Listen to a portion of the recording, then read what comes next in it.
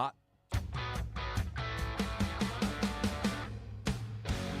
It's 5:05 and welcome into a Friday edition of the Carolina Journal News Hour. News Talk 1110 99.3 WBT. I'm Nick Craig. Good morning to you. The North Carolina House has passed the NC Digital Assets Investment Act. They did that on Wednesday afternoon, which would diversify the state's investment by allowing the state treasurer to include digital assets in the state's investment portfolio. As a co-sponsor of the bill, House Speaker Destin Hall, the Republican out of Caldwell County, has said investing in digital assets like Bitcoin would enable the state to generate positive yields for state investment funds while also positioning North Carolina as a leader in technological innovation. The bill passed with 71 votes in favor, 44 against, with Democrats largely standing against the legislation. Democrats called it, quote, hogwash on the House floor and brought up concerns over the unstable, volatile nature of cryptocurrency. However, Representative Keith Kidwell, the Republican out of Beaufort County, opined that all investments themselves are inherently a risk because it's often an investment in air. He said, what is gold truly worth? Nothing. It is only desirable if we describe it. If you're willing to pay the price that somebody demands for gold, what is the usefulness of it? You can put it in a computer, things of that nature, but other than looking pretty, it's not oil. You can't burn it in your car. It's gold. It doesn't do anything. He said that that's true of virtually all investments that the state makes, such as corporations, in which the value is based on what somebody is willing to pay for that investment. He explained, you're investing in hope that someone else will think whatever you brought is worth more than what you paid for it. Whether that's crypto, a stock, a barrel of oil, it all works the same. Investments are air. That's all there is to it. As far as risk management, that's what investing is all about. With this legislation being passed, this does give the state treasurer the opportunity to make some investments into some of these new cryptocurrencies that have been all the rage over the last couple of years. No indication as to how much of an investment will be made. I'm sure we'll hear from the treasurer as this legislation continues to work its way through the General Assembly. It will have to make its way over to the North Carolina Senate. Then, of course, to Governor Josh Stein's desk, seeing what he does with that. We'll continue to track the details right here on the Carolina Journal News Hour, where it's now 5:08, News Talk 1110 99.3 WBT. We've got an update this morning out of the North Carolina General Assembly as it relates to diversity, equity, and inclusion. To get some details on the contentious debate earlier this week in Raleigh, Brianna Kramer, CarolinaJournal.com, joins us on the News Hour. Brianna, questions and conversations about DEI have been taking place at the local, federal, and statewide levels over the last couple of years. What's the latest going on here in North Carolina? Hey, Nick. Yes, that is right. A bill banning DEI initiatives in the North Carolina state government and its agencies officially passed the House of Representatives on Wednesday in a 69-45 party line vote. So obviously a very partisan issue in House Bill 171. And what it does is propose a ban on the promotion, funding, and implementation of DEI programs within state agencies. So that includes hiring practices, for example, or DEI training programs, or the establishment of DEI offices. We know that's a thing at a lot of public universities and even in government agencies, these DEI offices, an office of inclusion or equity. And so that is no longer allowed under this bill. You know, Brianna, listening to some of the debate that took place earlier this week in Raleigh, something that the Democrats, obviously, as you mentioned, against this legislation, one of the things they kept going back to was this idea that they couldn't support this legislation because there's no law requiring DEI. Therefore, it was improper for the legislature to pass legislation banning something that's not a law in the first place. What did you make of that back and forth? That's right. So Democrats spent hours on the House floor debating and arguing why they are opposed to this bill and how these initiatives are supposed to help marginalized individuals and support people who need help to succeed. So some of the conversation got pretty heated on Wednesday, and they really argued that Republicans are showing that they are anti-diversity and that it sends a message that the state is no longer committed to creating an equitable education system. But on the other hand, I think that's what Republicans would agree with, is that they don't want it to be based on equity factors, not equality, but equity in, where you stand and how we can help different marginalized groups, but base things just on merit and your talent and your skill set versus traits and characteristics. And that's what they were arguing back and forth.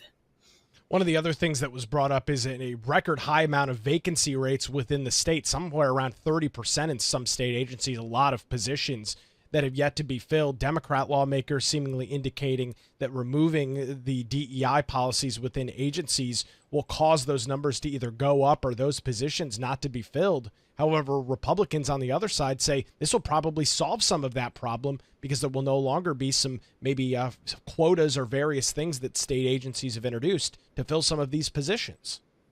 Yeah, that's right. This was an interesting conversation between a majority leader, Brendan Jones, and then minority leader, Robert Reeves.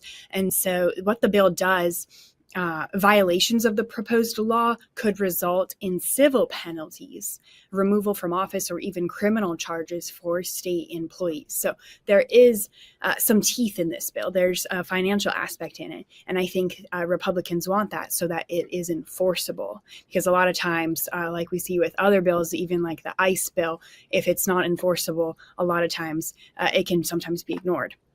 And so the Democrat, Robert Reeves, said that the state employee vacancy rate is a concern in terms of this bill. And with the $10,000 fine, what is that going to do?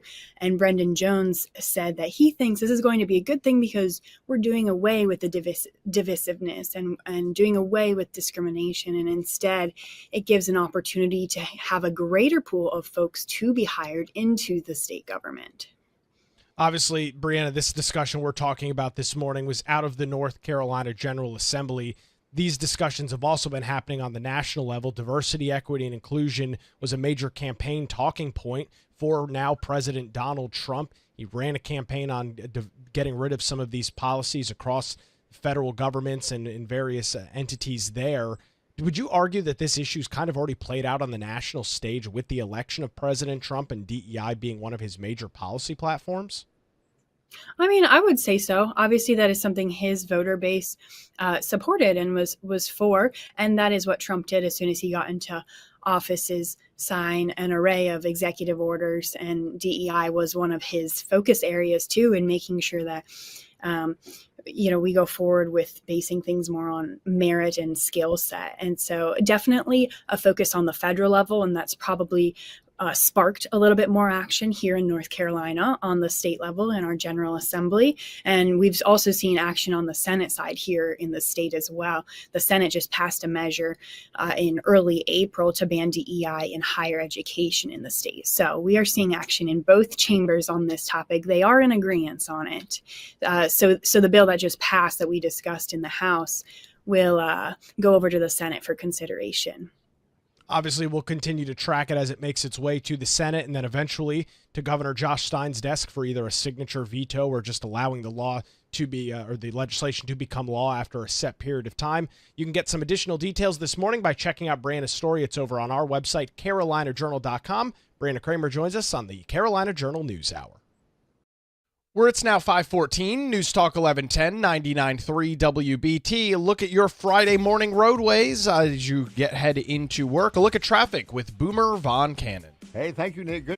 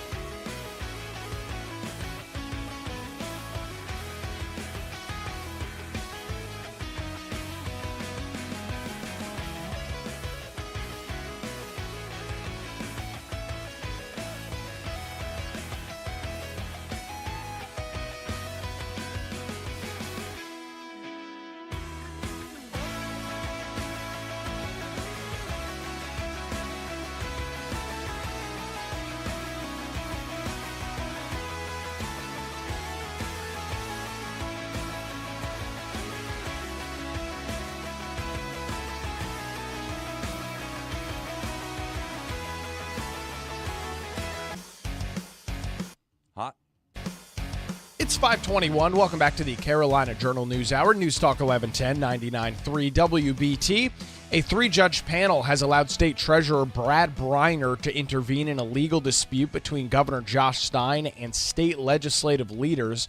Stein is challenging a law that shifts one of his appointments to the state's utility commission over to the treasurer in Brad Briner. As we talked about yesterday, Briner made an announcement that he would be nominating Donald Vandervaart to the 5-member Utilities Commission. This would happen on July 1 of this year when the current governor's appointee's term ends on June 30th. However, the treasurer also filed court documents earlier this week seeking to intervene in that lawsuit.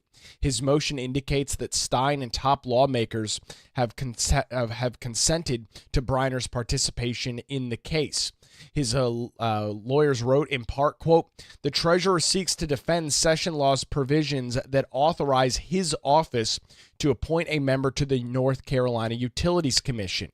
This issue is one of the central legal questions raised in the governor's complaint, which contends that our Constitution prohibits the General Assembly from granting the treasurer the legal duty of appointing one of 5 members of the Utilities Commission."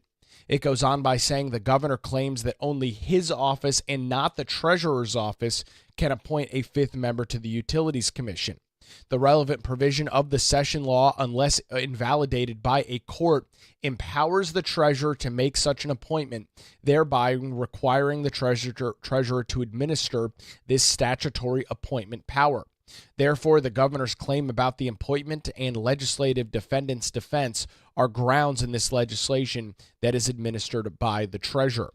With that, the 3-judge panel has allowed him to intervene, similar process to what we've seen with the ongoing battle over the North Carolina State Board of Elections. We'll have details on that coming up here. It's now 5:23. You're listening to the Carolina Journal News Hour. We are continuing to track major news out of the North Carolina State Board of Elections this morning. A court decision back 2 days ago that gave the state auditor, Dave Boliek, authority and appointment powers over the North Carolina State Board of Elections. The latest news that we're tracking this morning includes some of the new appointees coming out of Dave Boliek's office. To walk us through those details this morning, Mitch Kokai from the John Locke Foundation joins us on the Carolina Journal News Hour. Mitch, we've covered some of the legal ongoings in this in the past. Dave Boliek seemingly wasting no time on that May the 1st deadline to get these new Republican appointees announced. Who are some of the people on that list? Well, there are 3 names on the list. It's a 5-member board, and it can have 3 members from any one party. And so since Dave Boliek is a Republican, all expectations have been that he would name 3 Republicans and 2 Democrats. When the appointments were under the control of a Democratic governor, you saw 3 Democrats and 2 Republicans. So Boliek has named the Republican members of the Board of Elections. And one name is a person who had already been on the board, Stacey 4 Eggers. And the 4 comes from the fact that he is a 4th, Stacey Eggers the 4th. But then 2 other names that are also familiar to people who are longtime observers of North Carolina politics. One of them is Francis DeLuca, who was the former president of the Civitas Institute, which has merged into the John Locke Foundation. That's been a few years ago. But prior to that merger, Francis was the head of the Civitas Institute, a conservative-leaning group that dealt with public policy. Before that, he was also a member of the State Ethics Commission at one point, and years ago used to be the staff director for Republican Congressman Fred Heineman during that brief 2-year period when David Price in the Triangle was out of office and a Republican was in his place. So longtime person in North Carolina politics, Francis DeLuca. And then another name that should be familiar to people who've been following North Carolina politics for a long time, former State Senator Bob Rucho. Rucho was one of the leading voices among Republicans in the state Senate, certainly during years when the Democrats were in charge. He was one of the loudest voices critiquing and complaining about what Democrats were up to. And then in the early years of the Republicans being in charge in the Senate, Bob Rucho was one of the louder and more influential voices and played a leading role in the state's earliest tax reforms. So some big names being appointed there. We didn't see in the initial announcements the names of the 2 Democratic members, The chair of the Democratic Party has indicated that she did submit names to Dave Boliek, even though that was under duress because the Democrats believed that the governor should continue to make these appointments. But names were submitted, but Boliek did not name any of the two or either of the two Democratic members for that board. So it's interesting to see this come to pass because, as you alluded to, Nick, what we saw was state law called for this change to happen on May 1st. It was spelled out in Senate Bill 382, passed in late 2024. But shortly after that happened, then Governor Roy Cooper and about to be incoming Governor Josh Stein went to court. After Cooper left office and Stein became the governor, Stein continued this lawsuit, and he secured a 2-1 ruling from a Superior Court panel that threw out this election board shift. Now, remember, not only does Boliek, the state auditor, get the appointments to the elections board, he's also going to get administration oversight over the Board of Elections. It will be under the auditor's office. The lawsuit from Josh Stein challenged this, saying that this is unconstitutional and the governor needs to have the power over the Board of Elections and its appointments. A Superior Court panel split 2-1 in ruling in Josh Stein's favor, but the State Court of Appeals came in and issued an order blocking that Superior Court ruling. Now, as soon as that happened, really within minutes, Governor Stein's lawyers filed paperwork with the state Supreme Court asking the state Supreme Court to reverse the Court of Appeals, which had reversed the Superior Court. But the Supreme Court remained silent, at least long enough for Dave Boliek to come out and say, hey, it's May 1st. The law says I make these appointments May 1st, so I'm doing it.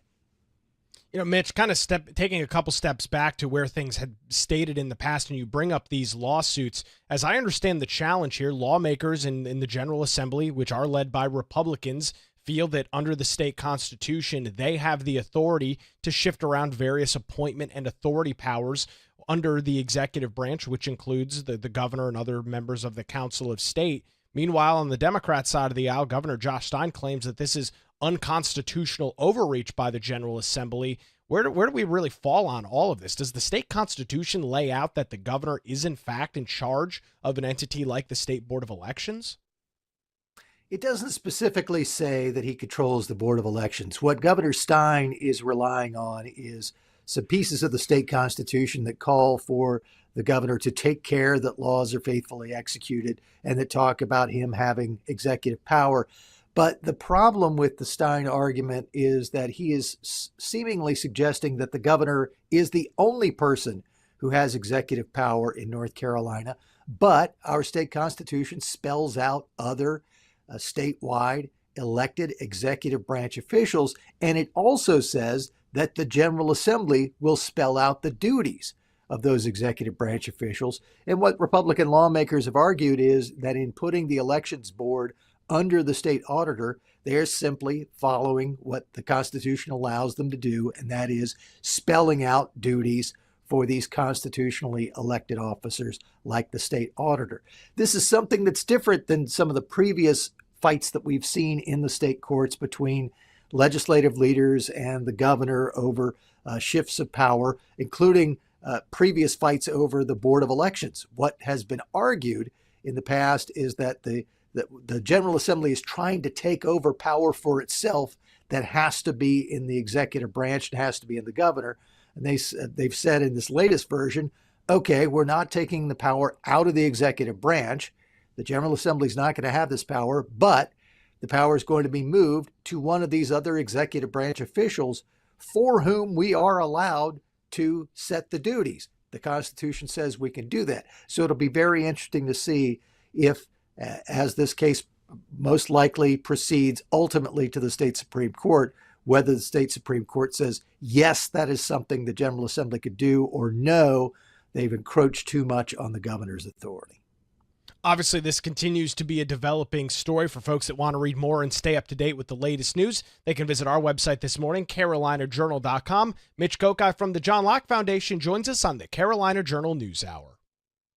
Where it's now 5:31, News Talk 1110, 99.3 WBT. We've got some busy roads on a Friday morning. A look at traffic with Boomer Von Cannon. We sure do, Nick. And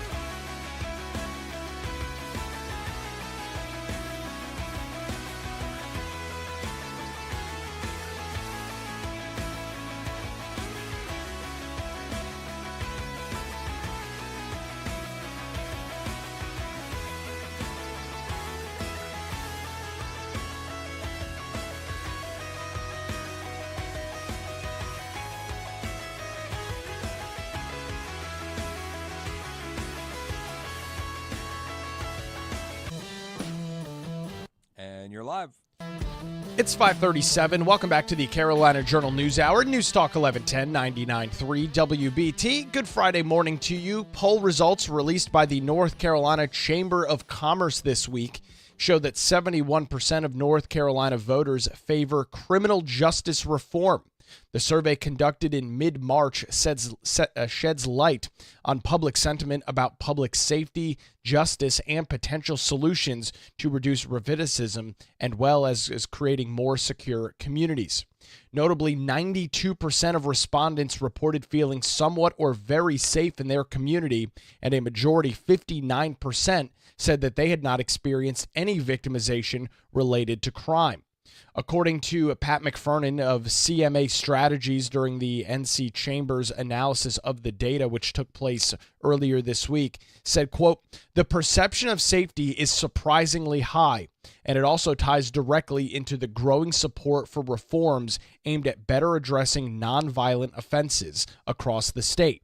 Among specific reforms with overwhelming voter approval are reminders for court dates at 91%, court-approved summer camps for at-risk youth 92%, and allowing those with drug offenses to access food stamps 87%.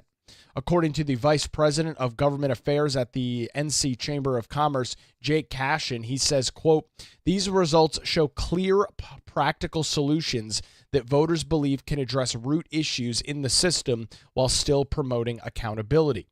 Republican support for reforms increased from 49%, where that number was in 2024, to 66% in the most recent survey. Older voters also showed more openness, with support hitting 66% among respondents over the age of 65. The poll also explored respondents' view on the criminal justice system in a broad sense. While just over half of voters approved of the system, there does appear to be erosion of trust amongst Democrats, with approval dropping from where it was at 58% last year to just 49% this year. Republicans maintain steady levels of approval at 57%. Voters also showed an appetite for reforms such as automatic record clearing for individuals whose cases were dismissed or resulted in non-guilty verdicts at 71%, ending license revocation for unpaid fines at 51%, and increasing access to court records through e-court modernization at 66%. There's more details on this poll this morning from the North Carolina Chamber of Commerce. You can get those details on their website or visit our website this morning, carolinajournal.com. Turning our attention to a very disturbing story this morning out of High Point. A man has been arrested and charged with operating an international child exploitation enterprise in connection with a group and network known as 764. According to the United States Department of Justice, 20-year-old Prasen Nepal, also known as Trippy, that was his online screen name, was arrested on April the 22nd in North Carolina, while a co-defendant, 21-year-old Leonidas Verjati, an American citizen also known as War, was arrested on April the 28th in Greece, where he was residing. Officials said that this online group, 764, is a violent online network that seeks to destroy civilized society through the corruption and exploitation of vulnerable populations, which often include minors. The network's goal includes social unrest and the downfall of current world order, including the U.S. government. Attorney General Pam Bondi said in a press release, "These defendants are accused of orchestrating one of the most heinous online child exploitation enterprises that we have ever encountered, a network built on terror, abuse, and the deliberate targeting of children. We will find those who exploit and abuse children, prosecute them, and get rid of every part of their operation." According to an affidavit unsealed earlier this week, the network's activities span from late 2022 through early 2025, with core leadership roles attributed to both defendants through that period, according to court documents. The DOJ said both individuals allegedly engaged in coordinated criminal enterprises and led a core subgroup within the 764 group known as Inferno, operated through encrypted messaging applications. They allegedly directed, participated in, and otherwise caused the production and distribution of child sex abuse material, and the defendants facilitated the grooming, manipulation, and exploitation of minors. Both men allegedly ordered their victims to commit acts of self-harm and engage in psychological torment as well as extreme violence against minors. Back to the recently unsealed affidavit, it states that the groups targeted vulnerable children online, coercing them into producing degrading and explicit content under threats and manipulation. The content included cut signs and blood signs through which young minors would harm themselves and put symbols into their own bodies. FBI Director Kash Patel said in the press release, these defendants allegedly recruited others to exploit children and to create a guide for their very disgusting online content that they wanted. Let me be very clear about our efforts. The FBI and our partners are determined to protect juveniles from predators, and we will track down and hold accountable those who engage in these criminal activities. We will continue to work closely with our partners at the Department of Justice to bring justice to both victims of such cruel abuse, end quote there. The two individuals in question this morning and their co-conspirators around the world used some of these images and other sorts of violent material to create what was known as a lore book, which was used by the 763 gang as a digital currency within the network. This material was traded and archived in encrypted vaults and used to recruit new members or maintain status within the organization. They also allegedly instructed other members in grooming tactics. In multiple instances, according to court documents, the defendants threatened and caused their victims to engage in self-mutilation, online and in-person sexual acts, harms to animals, sexual exploitation of siblings and others, act of violence, threats of violence, suicide, and even in some cases, murder. Officials said that the defendants exploited at least 8 minor victims across multiple jurisdictions, with some of them being as young as 13 years old. According to U.S. Attorney Edwin R. Martin Jr. for the District of Columbia, he said in a press release, these allegations in this case are not only incredibly disturbing, but they are also every parent's nightmare. The number of victims allegedly exploited by these defendants and the depths of depravity are staggering. Justice demands that our response be swift in order to ensure public safety, hold the wrongdoers accountable, and bring victims some sense of closure so they can heal. If convicted, these defendants face a maximum penalty of up to life in prison. The FBI field office and Assistant U.S. Attorney Eric Iverson for the Middle District of North Carolina also assisted on the case. Now, turning our attention to North Carolina, back on April the 15th, House Bill 301 was making its progress through the General Assembly. That bill would ban social media for minors under the age of 14 in North Carolina. That did clear a House Commerce and Economic Development Committee. The legislation would also require parental consent for teens between the ages of 14 and 15 in order to create a social media account. Under the bill, social media platforms would be responsible for terminating unauthorized accounts for minors and ensure that personal data is erased. State Representative Jeff Zanger out of Forsyth County, who sponsored the bill, pointed to recent statistics as justification for this legislation. According to the Office of the Surgeon General, 40% of children aged 8 to 12 years old are on social media, where there are an estimated 500,000 predators seeking to exploit children every day, according to Representative Zanger. He said, "You're hard-pressed to find anyone to say that there's anything good about kids this young being on social media." The cases against Nepal and Vargaragas, which was brought as part of the Project Safe Childhood, a nationwide initiative to combat the epidemic of child exploitation and abuse. There's a lot more details in our story this morning over on our website, carolinajournal.com. A very disturbing story. Great to see the federal authorities cracking down on some of this online behavior and getting these individuals captured. One of the men, again, being from High Point, arrested middle part of this month by law enforcement. We'll continue to track the details right here on the Carolina Journal News Hour, where it's now 5:47, News Talk 1110, 99.3 WBT. Time to get another look at traffic this morning. A look at the roadways with Boomer Von Cannon. Thank you, Nick. We have problems in gas.